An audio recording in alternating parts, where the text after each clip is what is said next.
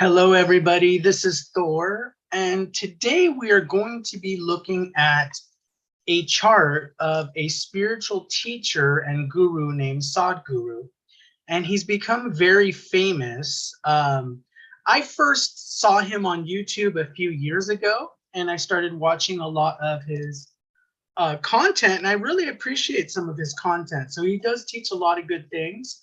Um, Now, this question of whether he's real or fake, it's not that I question it. I feel like he's a real unique spiritual teacher.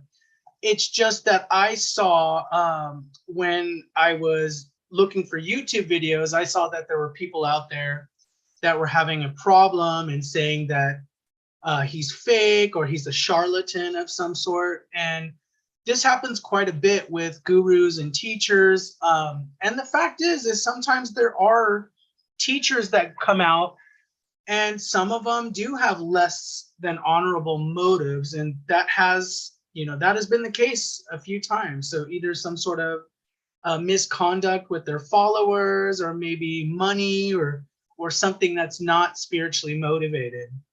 But on the outset, I want to say that on Sadhguru's chart, I feel like he is very much spiritual motivated.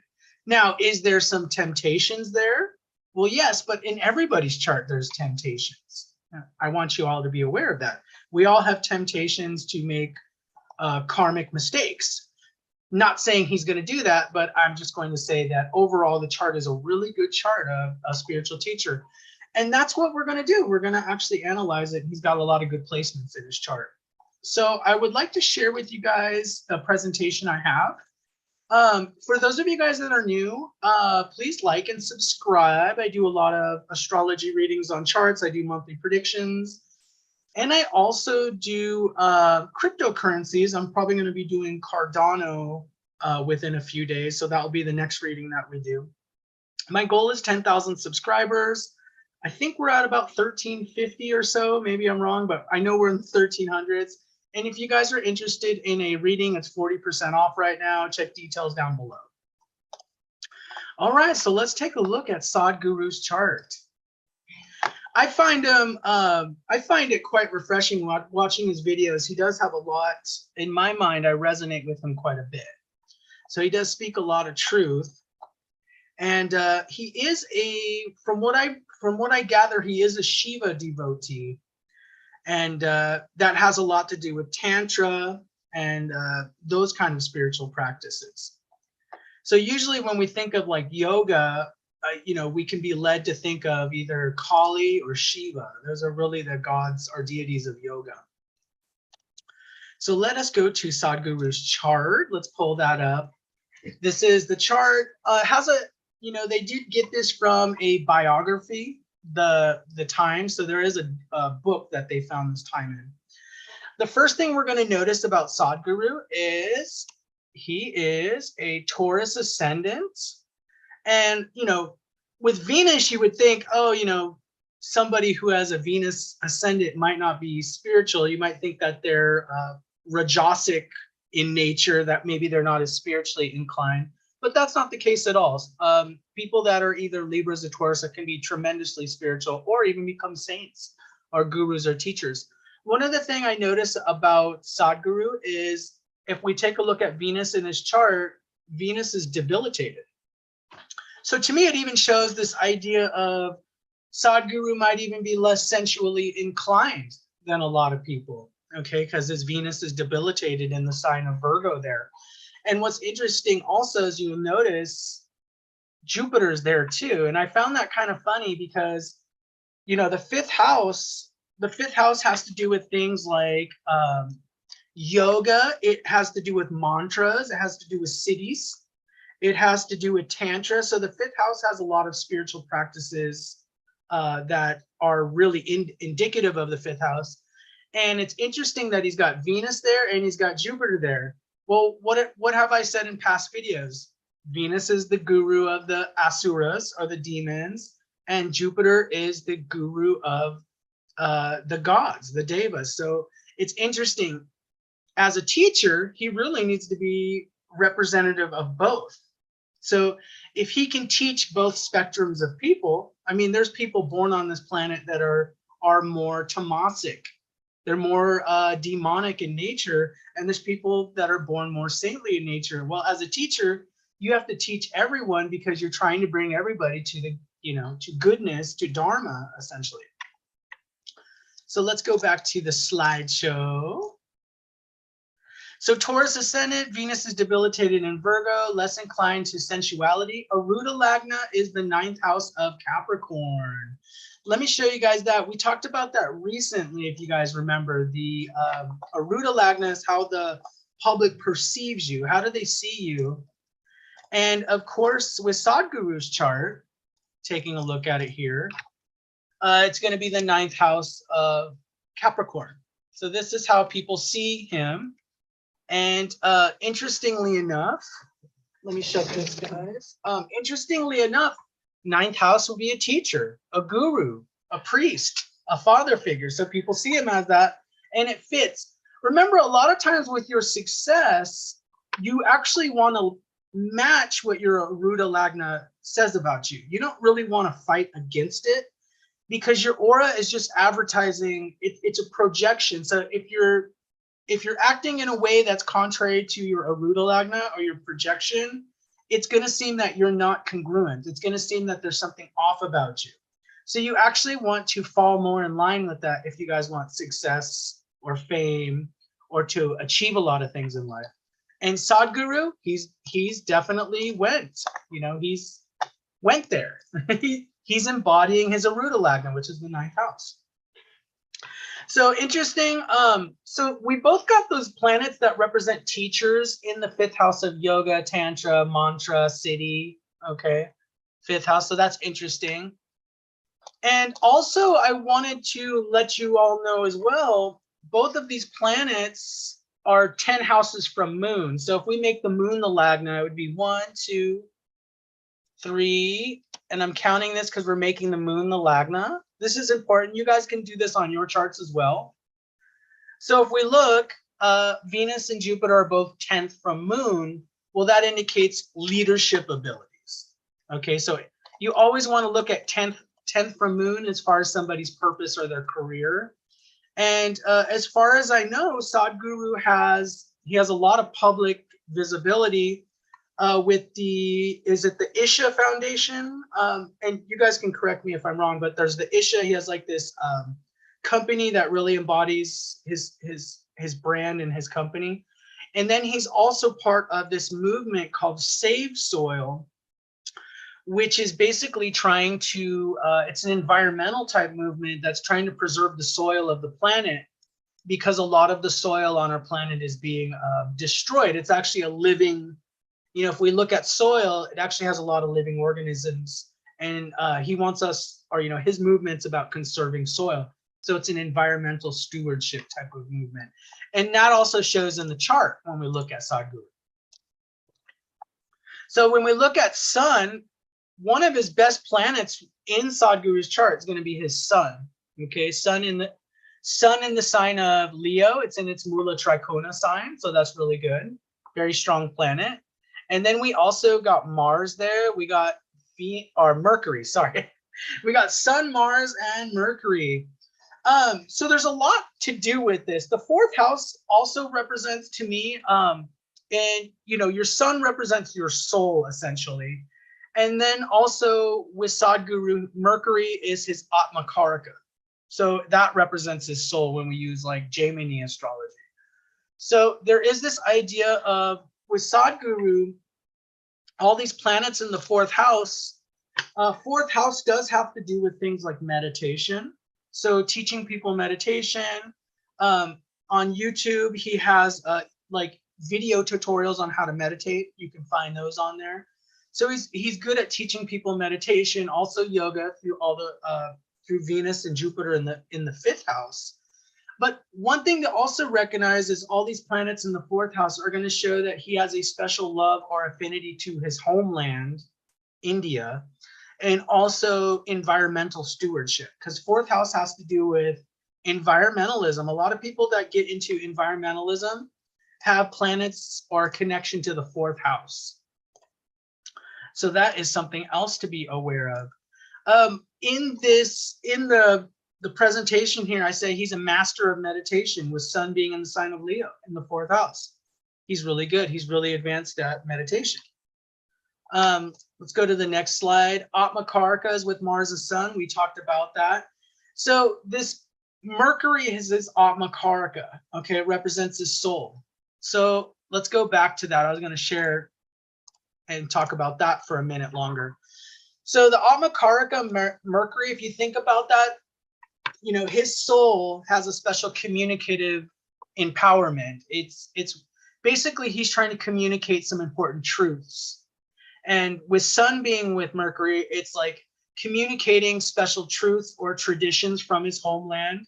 So if you hear a lot of Sadhguru's stories, he's usually talking about all types of mythology and stories from India, because he's very well acquainted with it. We'll also learn that, you know, with the moon here in the sign of Sagittarius in the 8th house, we're going to explore that a little more in detail in a minute. But moon in Sagittarius shows somebody that's very comfortable with catechism. They're comfortable with puja. They're comfortable with religious rituals. So this is something that's really much a part of him. So when we're thinking about, he loves his culture, he loves his tradition, he loves his coming from India and its rich tradition of yoga, spiritual teaching. So he very much is real on that. So if somebody's thinking, oh, he has a motive that's not a good motive, that's not true. He really is.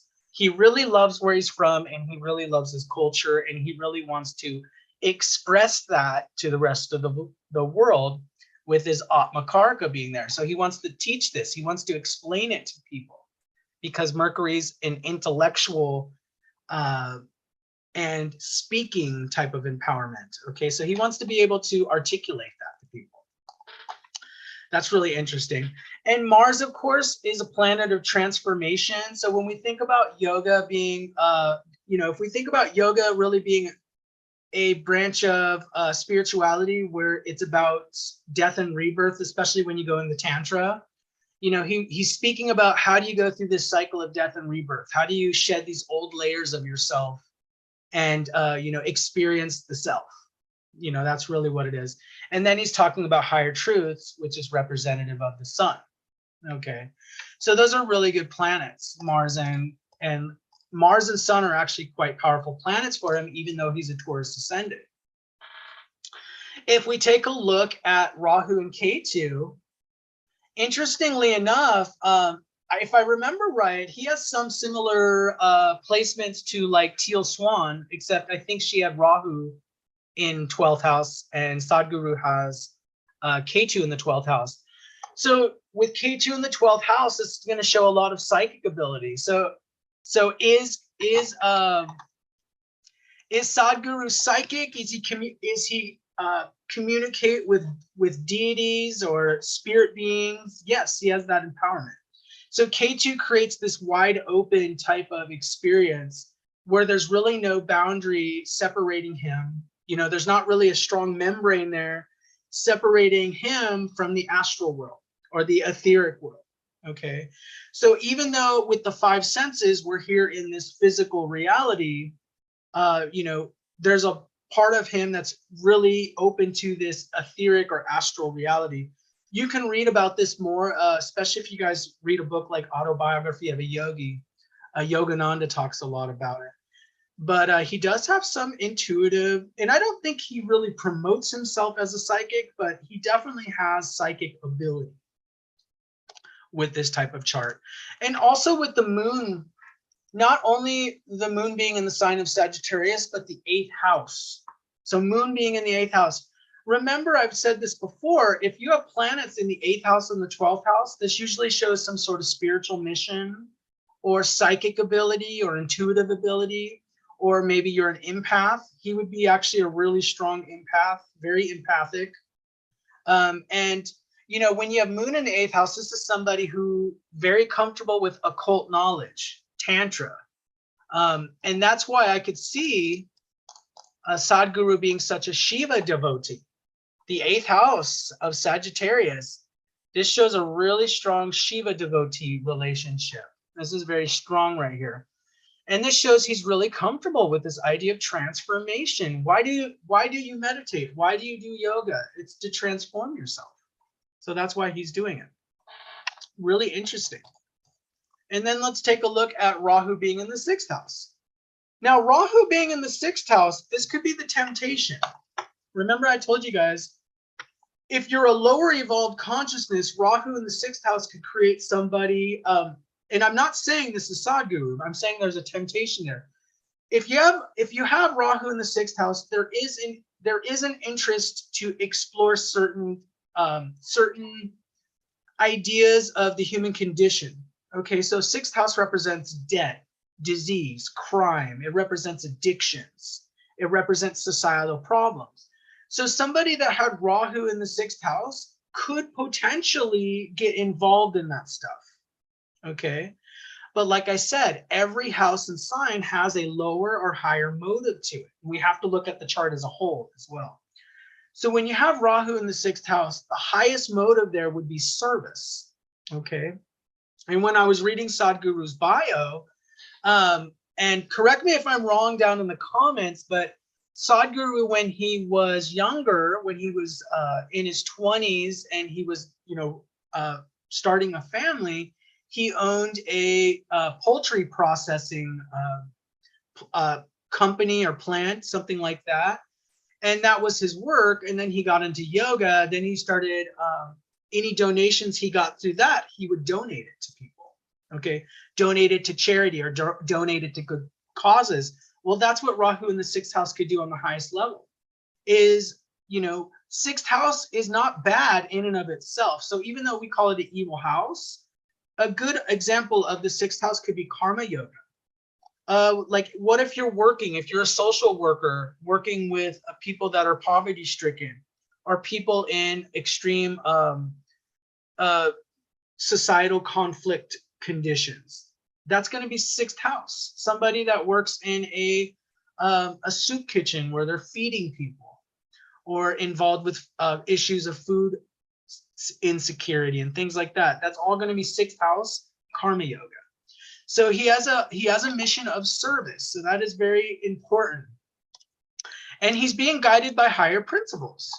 He has a sun in Leo. He's got very strong principles. Okay. And this is what's guiding this motive of service. Okay, so 6th house can be service. And I also see this idea of service coming through this Save Soil movement that we were just talking about. Okay, save soil. The next thing I wanted to talk about, because we're just doing like a quick read for Sadhguru, we got Saturn in the 7th house. And Saturn loves it in the 7th house. If you guys didn't know that, Saturn's considered Digbala in the 7th house. It loves the 7th house. 7th house has to do with negotiations, contracts, marriage, business. The 7th house is very much connected to business. Sometimes if you're going through a period of the 7th lord, sometimes there's a promotion or some sort of business advancement that takes place, just like the 10th house. So the 7th and the 10th house have a lot of connection there. But it shows a lot of Sadhguru's heavy karma is going to come through long-term partnerships, marriage, romantic partnerships. That's going to be a lot of the karma that he experiences in this life. Even if you're a teacher or you're somebody on a spiritual mission, you still experience this human life just like anybody else. So Saturn being in the 7th house, though, it shows a lot of karma coming through marriage and things and partnerships. However, the thing about Saturn being in the 7th house is they're enduring partnerships. So they last a long time. Sometimes people that have Saturn in the 7th house, they could be married to the same person for 50, 60 years, all the way until one of them passes away. So that's what we typically see, because Saturn represents devotion to vows. Okay, when you make vows and you keep your promises. So to Sadhguru, keeping your vows, keeping your promises is very important with Saturn being in the 7th house. So that's very interesting. So I'm seeing a genuine person, when I'm looking at Sadhguru's chart. We talked about K2 in the 12th house. That's the psychic ability. Saturn in the 7th, Moon in the 8th, comfortable in religious settings, rituals, pujas, ceremonies, comforted by doctrine. Moon in 8th house, familiar with death and rebirth, Tantra, Shiva and Kali, occult knowledge, mystical empowerment, good placement for a yogi, psychic abilities. So what's interesting is, you know, let's pretend Sadhguru would have never become a teacher, you know, which I feel like it's part of his destiny because his Atmakarka is Mercury. So he really does want to teach. But even if he didn't become a teacher, he could have still just been a yogi and a mystic. You know, some people become yogis and they never become known. There's people that are yogis, probably people around you. They could be very unassuming people, and these people are tremendously spiritually advanced. So he could have been somebody like that, maybe somebody who becomes a sadhu or something like that. But he chose a life of service, which means being in the public and being in the public eye. So I have respect for Sadhguru. Let us go to the analysis. I said Sadhguru's chart does indicate many teacher qualities and mystical knowledge. According to astrology, Sadhguru is the real deal. His important mission is to educate people about spiritual principles, and also an important karmic mission was save soil, and I would say environmentalism in general. He has a genuine passion for environmental issues and the homeland. So when I was looking at his chart, I really did get this love for India. He loves India, he loves the tradition, and he will talk about it in many of his videos. If you watch him, he talks about all sorts of stories in the tradition of India. So he's a really good, I would say he's a really good ambassador, cultural ambassador for India in a lot of ways. Thank you guys for being here. Let me see if there's any questions, because this was more of a chart reading, but let's see. People, Devika's here. Nice to see you. Leprechaun Alley says, well, the thing about gurus is that anything can be my guru at any point in time. If I trip over a stump walking through my garden, there is my teacher. That is true. So when we're looking at what I wanted to say is, when we're thinking about teachers, it is true. I mean, when you think about everything in your life as a teacher, even your enemies are your teachers. Okay. All your experiences in your life are teachers. Even, you know, the ex-girlfriend or the ex-boyfriend you had that was such a jerk was a teacher in a way to you. So if you look at life that way, yes, everything is a teacher. Everything is a projection of your consciousness. You're co-creating a reality with people. So everything is a teacher. When you look at it, there's always a lesson to learn, even from the negative experiences and negative people that we encounter in our lives. So thank you guys for being here. I much appreciated looking at Sadhguru's chart. I just want to say I'm defending Sadhguru. He really is a spiritual person and a very important teacher. Devika says, I really enjoy this reading today about such a dharmic individual. Absolutely. Very dharmic, very spiritual. And I would say any people that are saying otherwise, I think they're being misled. I think that they are not seeing it correctly. But usually the people that would be bashing him probably don't believe in astrology either. So thank you guys for being here. I'm going to do another video very shortly in a couple days. And you guys enjoy your weekend. Enjoy and watch some Sadhguru videos. So take care of yourselves. And I will see you guys in the next one.